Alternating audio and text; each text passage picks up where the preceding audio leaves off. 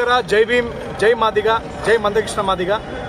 ನಾವಿವತ್ತು ಮಾದಿಗ ದಂಡೋರ MRPS ಸಂಘಟನೆ ವತಿಯಿಂದ ಈ ಒಂದು ಮಾದಿಗ ದಂಡೋರ MRPS ಸಂಘಟನೆ ಬಂದ್ಬಿಟ್ಟು ಒಂದು ರಾಷ್ಟ್ರೀಯ ಸಂಘಟನೆ ಆಗಿದೆ. ಇದರ ಸಂಸ್ಥಾಪಕರು ಪದ್ಮಶ್ರೀ ಪುರಸ್ಕೃತ ಗೌರವಾನ್ವಿತ ಶ್ರೀ ಮಂದಕೃಷ್ಣ ಮಾದಿಗ ಅಣ್ಣವರು. ಇದರ ಕರ್ನಾಟಕ ರಾಜ್ಯದ ರಾಜ್ಯಾಧ್ಯಕ್ಷರಾದಂಥ ಬಿ ನರಸಪ್ಪ ದಂಡೋರ ಅಣ್ಣವರು ಮತ್ತು ರಾಜ್ಯ ಮಹಾಪ್ರಧಾನ ಕಾರ್ಯದರ್ಶಿಗಳಾದಂಥ JM ದೇವರಾಜ್ ಅವರ ನೇತೃತ್ವ ಮತ್ತು ನಾಯಕತ್ವದಲ್ಲಿ ಈ ಒಂದು ಬೆಂಗಳೂರಿನ ಫ್ರೀಡಂ ಪಾರ್ಕ್ನಲ್ಲಿ ಇವತ್ತಿನಿಂದ ನಾವು ಅನಿರ್ದಿಷ್ಟಾವಧಿಯ ಧರಣಿ ಸತ್ಯಾಗ್ರಹವನ್ನು ಪ್ರಾರಂಭ ಮಾಡಿದ್ದೀವಿ.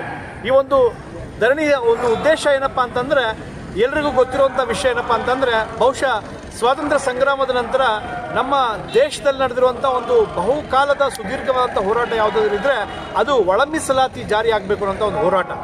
ಈ ಒಂದು ಹೋರಾಟದ ಮೂಲಭೂತವಾದಂಥ ಒಂದು ಹಿನ್ನೆಲೆ ಏನಪ್ಪ ಅಂತಂದರೆ ಸಾಮಾಜಿಕ ನ್ಯಾಯ.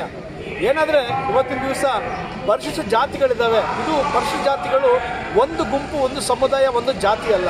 ಇದರಲ್ಲಿ ಪರಿಶಿಷ್ಟ ವರ್ಗಗಳು ಅಂತ ಬಂದಂಥ ಸಂದರ್ಭದಲ್ಲಿ SC ಅಂತ ನಾವೇನು ಕರಿತೀವಿ, ಅದರಲ್ಲಿ 101 ಜಾತಿಗಳಿದೆ. ಅದರಲ್ಲಿ ಕೆಲವು ಬಲಿಷ್ಠ ಜಾತಿಗಳು, ಕೆಲವೊಂದು ಬಂದ್ಬಿಟ್ಟು ಅದರಲ್ಲಿ ದುರ್ಬಲ ಜಾತಿಗಳಿದೆ. ಹೀಗಾಗಿ ಬಲಿಷ್ಠರಿಗೆ ಮಾತ್ರ ಸೌಲಭ್ಯಗಳು ಸಿಕ್ಕು ಈ ಒಂದು ದಮನಿತರು ಶೋಷಿತರಲ್ಲಿ ಅತ್ಯಂತ ಶೋಷಿತರಿಗೆ ಒಂದು ವೇಳೆ ಅನ್ಯಾಯ ಆಗ್ತಿರುವಂಥ ಪರಿಸ್ಥಿತಿ ಇವತ್ತು ನಮ್ಮ ಕಣ್ಮುಂದೆ ಇರಬೇಕಾದ್ರೆ ಆ ಒಂದು ನಿಟ್ಟಿನಲ್ಲಿ ಆಗಾಗಬಾರ್ದು, ಪ್ರತಿಯೊಬ್ಬರು ಕೂಡ ಸವಲತ್ತುಗಳು ಸಿಗಬೇಕು ಅಂತ ಬಹಳ ಒಂದು ಸದುದ್ದೇಶದಿಂದ ನಮ್ಮ ದೇಶದಲ್ಲಿ 30 ವರ್ಷಗಳ ಹಿಂದೆಗೆ ಸನ್ಮಾನ್ಯ ಶ್ರೀ ಮಂದಕೃಷ್ಣ ಮಾದಿಗ ಅವರ ನೇತೃತ್ವದಲ್ಲಿ ಈ ಒಂದು ಮಾದಿಗ ಮೀಸಲಾತಿ ಹೋರಾಟ ಸಮಿತಿ ಅಥವಾ ಒಂದು ಒಳ ಮೀಸಲಾತಿ ಹೋರಾಟ ಸಮಿತಿಯ ಒಂದು ಆರಂಭ ಆಗ್ತದೆ. ಆ ಒಂದು ನಿಟ್ಟಿನಲ್ಲಿ ಸುಮಾರು ಇವತ್ತಿಗೆ 30 ವರ್ಷ ಕಳೆದೋಯ್ತು. ಹೇಳಬೇಕು ಅಂತಂದ್ರೆ ಈ ಒಂದು ವೇದಿಕೆ ಮೇಲೆ ಬಲಭಾಗದ ಹತ್ರ ನೀವು ನೋಡಿದ್ರೆ ಆ ಬ್ಯಾನರ್ ಇದೆ. ಆ ಬ್ಯಾನರ್ನಲ್ಲಿ ಸುಮಾರು ಒಂದು 25ರಿಂದ 30 ಜನ ಈ ಒಂದು ಹೋರಾಟಕ್ಕೋಸ್ಕರವಾಗಿ ತಮ್ಮ ಒಂದು ಪ್ರಾಣವನ್ನೇ ಅರ್ಪಣೆ ಮಾಡಿ ಹುತಾತ್ಮರಾದಂಥ ಒಂದು ದೌರ್ಭಾಗ್ಯದ ಸಂಗತಿ ನಮ್ಮ ಮುಂದೆ ಇದೆ. ಒಂದು ನ್ಯಾಯಯುತವಾದಂಥ ಹೋರಾಟಕ್ಕೆ ಇಷ್ಟೊಂದು ಸುದೀರ್ಘವಾದ ಕಾಲ ಬೇಕಾ? ಮೊದಲನೇ ಪ್ರಶ್ನೆ. ಹೀಗಾದ್ಮೇಲೆ ಕೂಡ ಆಳುವ ಸರ್ಕಾರಗಳು ಹಾಕಿದ್ರೆ ಏನು ಮಾಡ್ತಾ ಇದೆ ಅಂತಂದರೆ, ಪ್ರತಿ ಬಾರಿನೂ ಕೂಡ ನಮಗದು ಯಾವಾಗಲೂ ಕೂಡ ಏನಾಗ್ತದೆ ಅಂತಂದರೆ ಮೂಗಿಗೆ ತುಪ್ಪ ಹೊರಿಸುವಂಥ ಸಂಗತಿಗಳನ್ನೇ ಕೂಡ ಈ ಒಂದು ಆಡಳಿತ ಸರ್ಕಾರಗಳು ನಮಗೆ ಮಾಡ್ತಾ ಬಂದಿದೆ. ಇವಾಗ ಏನಾಗಿದೆ ಅಂದರೆ ಪರಿಸ್ಥಿತಿ ತುಂಬ ಗಂಭೀರವಾಗಿದೆ, ತುಂಬ ಒಂದು ವಿಷಮ ಪರಿಸ್ಥಿತಿ. ಯಾಕೆ ಅಂತಂದರೆ ಇವತ್ತು ಈ ಒಂದು ದೇಶದ ಸರ್ವೋಚ್ಚ ನ್ಯಾಯಾಲಯ ಸುಪ್ರೀಂ ಕೋರ್ಟ್ ಆಫ್ ಇಂಡಿಯಾ ಅಲ್ಲಿ 7 ಜನ ಸದಸ್ಯ ಪೀಠದ ಒಂದು ನೇತೃತ್ವದಲ್ಲಿ ಆದಂತಹ ಒಂದು ತೀರ್ಪೇನಿದೆ. ಅದು ಕಳೆದ ವರ್ಷ ಆಗಸ್ಟ್ 1ನೇ ತಾರೀಕಿಗೆ ಬರ್ತದೆ. ಅವ್ರೇನು ಹೇಳ್ತಾರೆ ಅಂತಂದ್ರೆ, ಒಂದು ವೇಳೆ ರಾಜ್ಯಗಳು ತೀರ್ಮಾನ ತಗೊಂಡು ಒಳ ಮೀಸಲಾತಿ ಜಾರಿ ಮಾಡಬಹುದು ಅನ್ನೋದಾದ್ರೆ ಖಂಡಿತವಾಗ್ಲೂ ಅವ್ರು ಮಾಡೋದಕ್ಕೆ ಅಧಿಕಾರ ಇದೆ ಅಂತ ಒಂದು ಐತಿಹಾಸಿಕ ತೀರ್ಪು ಸುಪ್ರೀಂ ಕೋರ್ಟೇ ನೀಡಿದ್ರು ಕೂಡ ಆ ನೀಡಿದ ತಕ್ಷಣನೇ ಆ ಒಂದು ಸರ್ಕಾರಗಳಿಗೆ ಖಂಡಿತವಾಗ್ಲೂ ಒಳ ಮೀಸಲಾತಿಯನ್ನ ಒಂದು ಸಚಿವ ಸಂಪುಟದ ಸಭೆಯಲ್ಲಿ ನಿರ್ಧಾರ ತಗೊಂಡು ಹೇಳಿ ಸರ್. ಪ್ರೊಟೆಸ್ಟ್ ಮಾಡ್ತಾ ಇದ್ರೆ ಏನು ಉದ್ದೇಶ? ನಾವು ಇವತ್ತು ಬೆಂಗಳೂರು ಫ್ರೀಡಂ ಪಾರ್ಕಲ್ಲಿ ಒಳ ಮೀಸಲಾತಿ ಹೋರಾಟದ ಪರವಾಗಿ ಇವತ್ತು ಅನಿರ್ದಿಷ್ಟ ಅವಧಿ ಮುಷ್ಕರವನ್ನು 6ನೇ ದಿನಕ್ಕೆ ಕಾಲಿಟ್ಟಿದ್ದೇವೆ. ಹಾಗಾಗಿ ಈಗ 2ನೇ ದಿನದಲ್ಲಿ ನಮ್ಮ ಅಧ್ಯಕ್ಷರಾದಂಥ ಬಿ ನರಸಪ್ಪ ದಂಡೋರವರು ವೇದಿಕೆ ಮೇಲೆ ಭಾಷಣ ಮಾಡುತ್ತಾ ಆಗ ವೇದಿಕೆ ಮೇಲೆ ಕುಸಿದು ಬಿದ್ದು ಅಸ್ವಸ್ಥರಾಗಿದ್ದರು. ಅವರನ್ನು ಸರ್ಕಾರದ ಇಲಾಖೆ, ಪೊಲೀಸ್ ಇಲಾಖೆ ಮತ್ತು ರಕ್ಷಣಾ ಇಲಾಖೆಯವರು ಸರ್ಕಾರಿ ಆಸ್ಪತ್ರೆಗೆ ದಾಖಲನ್ನು ಮಾಡಿ ಅವರಿಗೆ ಚಿಕಿತ್ಸೆಯನ್ನು ಕೊಡಿಸಿ ಈಗ ಚೇತರಿಸಿಕೊಂಡಿದ್ದಾರೆ. ಅವರು ನಿನ್ನೆ ಸಾಯಂಕಾಲ ಡಿಸ್ಚಾರ್ಜ್ ಕೂಡ ಆಗಿದ್ದಾರೆ. ಈ ತಾನೇ ವೇದಿಕೆಗೆ ಆಗಮನ ಅವ್ರದ್ದು ರಾಜ್ಯಾಧ್ಯಕ್ಷ ಇದೆ. ಅವರು ಬಂದ ನಂತರ ಇನ್ನು ಹೆಚ್ಚಿನ ಸಂಖ್ಯೆಯಲ್ಲಿ ಬೇರೆ ಬೇರೆ ಜಿಲ್ಲೆಗಳಿಂದ ನಮ್ಮ ದಂಡೋರದ ಕಾರ್ಯಕರ್ತರು ಆಗಮಿಸಲಿದ್ದಾರೆ.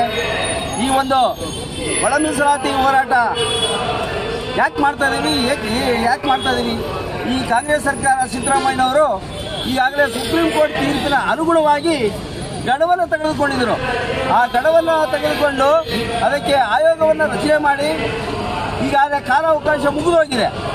ಆದರೂ ಕೂಡ ಮಾನ್ಯ ಸಿದ್ದರಾಮಯ್ಯನವರು ಒಳ ಮೀಸಲಾತಿ ಜಾರಿ ಮಾಡದೆ ಯಾವುದೋ ಗುಲಾಮಗಿರಿ ಕೆಲಸಕ್ಕೆ ತಾವು ಅಣಿಯಾಗಿ ಅವರ ಮಾತುಗಳನ್ನು ಕೇಳಿ ನಮ್ಮ ಒಳ ಮೀಸಲಾತಿಯನ್ನು ಇದಕ್ಕೆ ಹಕ್ಕು ತಳ್ಳುವಂಥ ಪ್ರಕ್ರಿಯೆಯಲ್ಲಿ ಸಿದ್ದರಾಮಯ್ಯನವರು ಇದ್ದಾರೆ. ಹಾಗೆಯೇ ಶ್ರೀ ಮಾಧವಪ್ಪ ಅವರು ಕೂಡ ಸಮಾಜ ಕಲ್ಯಾಣ ಮಿನಿಸ್ಟರ್ ಆಗಿರೋದ್ರಿಂದ ಒಳ ಮೀಸಲಾತಿ ಜಾರಿ ಮಾಡುವುದಿಲ್ಲ ಅಂತೇಳಿ ಆ ಒಂದು ದಿನದಲ್ಲಿ ಮಾನ್ಯ ಸಿದ್ದರಾಮಯ್ಯ ಅವರು ಹೇಳಿಕೆಯನ್ನು ಕೊಟ್ಟಿದ್ರು. ಈಗಾಗಲೇ ಬ್ಯಾಕ್ಲಾಗ್ ಹುದ್ದೆಗಳನ್ನು ತುಂಬಲಿಕ್ಕೆ ಸಮಾಜ ಕಲ್ಯಾಣ ಇಲಾಖೆ ಮಿನಿಸ್ಟರ್ ಆದಂಥ ಎಸ್ ಸಿ ಮಾದೇವಪ್ಪನವರು ಒಳಸಂಚು ರೂಪದಲ್ಲಿ ಬ್ಯಾಕ್ಲಾಗ್ ಹುದ್ದೆಗಳನ್ನು ತುಂಬುವಕ್ಕೆ ಸರ್ಕಾರದ ಅಧಿಕಾರಿಗಳನ್ನು ಬೆದರಿಸಿ ಈ ಒಂದು ಸುತ್ತೋಲೆಯನ್ನು ಹೊರಡಿಸಿ ಈ ಕ್ಯಾಬಿನೆಟ್ ಅಲ್ಲಿ ಅನುಮೋದನೆಗೆ ತರಲಿಕ್ಕೆ ಸಿದ್ಧ ಮಾಡಿಕೊಂಡಿದ್ದಾರೆ. ಆ ಸಮಾಜ ಕಲ್ಯಾಣ ಎಸ್ ಸಿ ಮಾದೇವಪ್ಪರಿಗೆ ಧಿಕ್ಕಾರವಿರಲಿ. ಮುಂದಿನ ದಿನಗಳಲ್ಲಿ ಈ ಒಂದು ವೇದಿಕೆ ಪರವಾಗಿ ಈ ಕ್ಯಾಬಿನೆಟ್ ಅಧಿವೇಶನದಲ್ಲಿ ಒಳ ಮೀಸಲಾತಿ ಜಾರಿಯಾಗುತ್ತಿದ್ದರೆ ಜಿಲ್ಲೆಯಿಂದ ನಮ್ಮ ಮಾದಿಗ ಸಮಾಜದವರು ತೂರಿ ವಿಧಾನಸೌಧದಲ್ಲಿ ತೂರಿ ನಾವು ರಕ್ತಪಾತಕ್ಕೆ ಮಾಡುವ ಕೂಡ ನಾವು ಇವತ್ತು ಸಿದ್ಧರಾಗ್ತಾ ಇದ್ದೇವೆ. ಇಷ್ಟು ದಿನ ನಾವು ಪೆನ್ನನ್ನು ಲೇಖನವನ್ನು ಹರಿತವಾದ ಕತ್ತಿ ಅಂತ ಬಳಕೆ ಮಾಡಿಕೊಂಡು ನಾವು ಪತ್ರದ ವ್ಯವಹಾರದ ಮೂಲಕ ಸಂಘಟನೆಗಳನ್ನು ಮಾಡಿದ್ದೇವೆ. ಇನ್ನು ಮುಂದೆ ಪೆನ್ನನ್ನು ಬಿಟ್ಟು ಕತ್ತಿಯಿಂದ ಪತ್ರವನ್ನು ಬರೆಯುತ್ತೇವೆ. ಸದನದಲ್ಲಿ ಮಾದಿಗರ ರಕ್ತದಿಂದ ಕತ್ತಿಯನ್ನು ತೆಗೆದು ಪತ್ರವನ್ನು ಬರೆದು ಒಳ ಮೀಸಲಾತಿಯನ್ನು ಪಡೆಯುತ್ತೇವೆ. ಎತ್ತರದಲ್ಲಿ ಸಿದ್ದರಾಮಯ್ಯನವರೇ, ಈ ಒಂದು ಕ್ಯಾಬಿನೆಟ್ ಅಲ್ಲಿ ನಮ್ಮ ಒಳ ಮೀಸಲಾತಿ ಜಾರಿಯಾಗಬೇಕು.